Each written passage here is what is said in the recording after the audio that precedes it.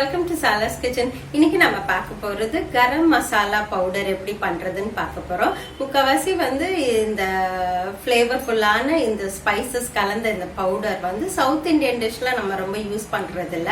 But north Indian ஃபுட்ல நிறைய அதை யூஸ் பண்ணுவாங்க.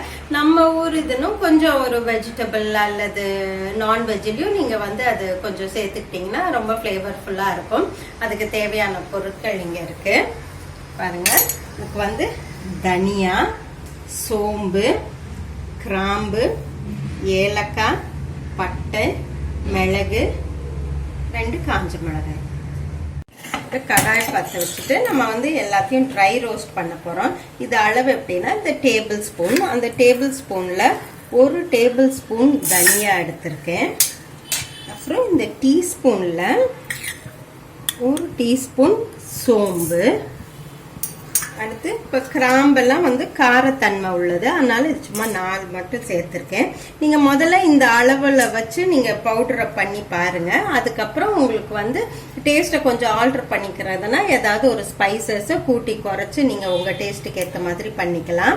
அடுத்து இது பட்டை, நாங்க கிராம்பு ஏலக்காயை போட்டிருக்கேன். இப்போ அடுத்து பட்டை, சும்மா மிளகு ஒரு 5-6 மிளகு, 2 காஞ்ச மிளகாய்.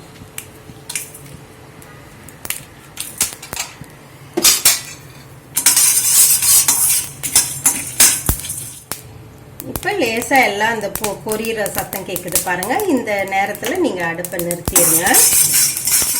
இப்ப இந்த வறுத்து வச்சிருக்க இந்த ஸ்பைசஸ் கொஞ்சம் லேசா வார்மா இருக்கும் போது நம்ம மிக்சியில பவுடர் பண்ணா நல்ல ஒரு ஃபைன் பவுடரா வரும். இப்ப கரம் மசாலா தூள்னு எடுத்துக்கிட்டீங்கன்னா அது நம்ம யூஸ்வலா குக்கிங் முடிச்சு ஃபைனல் ஸ்டேஜ்ல நீங்க கொஞ்சம் தூவி விட்டீங்கன்னா ரொம்ப மனமா இருக்கும். ஆரம்பத்திலே போட்டு கொதிக்க விடாதீங்க.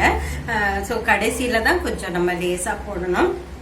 ரெண்டாவது இன்னொன்னு நம்ம இந்த மாதிரி ஃபைன் பவுடர்லாம் பண்ணும் போது நம்மளோட மிக்சி ஜாரோ அல்லது பிளேடோ எப்பவுமே ட்ரையா இருக்கணுங்க. ரெண்டாவது நீங்க அந்த ஒரிஜினல் ஜார் மிக்சியே அதை மட்டும் யூஸ் பண்ணுங்க. ஏன்னா அதுல மட்டும்தான் நல்ல ஃபைன் பவுடரோ அல்லது குருமாக்கு அரைக்க வேண்டியதோ நல்லா நமக்கு அரைக்க வரும். ஸோ நமக்கு ஜாரோ அல்லது பிளேடோ கெட்டு போச்சுன்னா ஒரு ஒரிஜினல் ஜாரோ பிளேடோ உள்ளதை வாங்கினோம்னா அது இட்ஸ் ரியல் இன்வெஸ்ட்மெண்ட் தான் சொல்லணும். அது நல்லா அரைக்கிறதுனால நம்மளோட குக்கிங்குமே அது கரெக்ட் கன்சிஸ்டன்சில நமக்கு நல்லா வரும். இப்ப இதை நம்ம ஃபைன் பவுடர் பண்ணிக்கலாம். இப்ப லேசா இது வார்மா இருக்கு.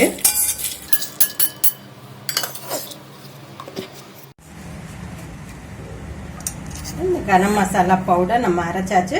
முடிஞ்ச அளவு நான் என்னோட முந்தின வீடியோல சொன்ன மாதிரி நீங்க முடிஞ்ச அளவு இந்த எல்லா பவுடர் ஆகட்டும் ஸ்பைசஸ் ஆகட்டும் நீங்களே அது வீட்லயோ அல்லது மிஷின்லயோ அரைச்சு வச்சுக்கோங்க. அதுதான் நமக்கு எப்பவுமே ஒரிஜினலா இருக்கும். ஸோ இந்த மாதிரி கரம் மசாலா பவுடர் வீட்டில் அரைச்சி வச்சுக்கிட்டு நீங்கள் தேவையான டிஷ்ஷஸ்க்கு யூஸ் பண்ணிக்கலாம். நல்ல ஒரு மனமா இருக்கு. சும்மா நிறைய அரைச்சி வச்சிங்கன்னா அதோட ஃப்ளேவர் போயிடும். அதனால ஒரு 2 வாரம் 3 வாரத்துக்கு ஆகுற மாதிரி அப்பப்போ நீங்கள் அரைச்சிக்கிட்டிங்கன்னா எப்பவுமே அதோட ஃப்ளேவர் நல்லா இருக்கும். ரொம்ப முக்கியமானது ஒரு பாட்டிலையோ அல்லது ஒரு ஏர்டைட் கண்டெய்னர்லயோ போட்டு வச்சுக்கிட்டு ஒரு ட்ரை ஸ்பூனை எப்பவுமே யூஸ் பண்ணுங்க. அதுதான் நமக்கு நல்லா இருக்கும். ஸோ உங்களை மீண்டும் அடுத்த ரெசிபியுடன் சந்திக்கிறேன். அதுவரை உங்களிடமிருந்து விடைபெறுவது உங்கள் விசாலாட்சி.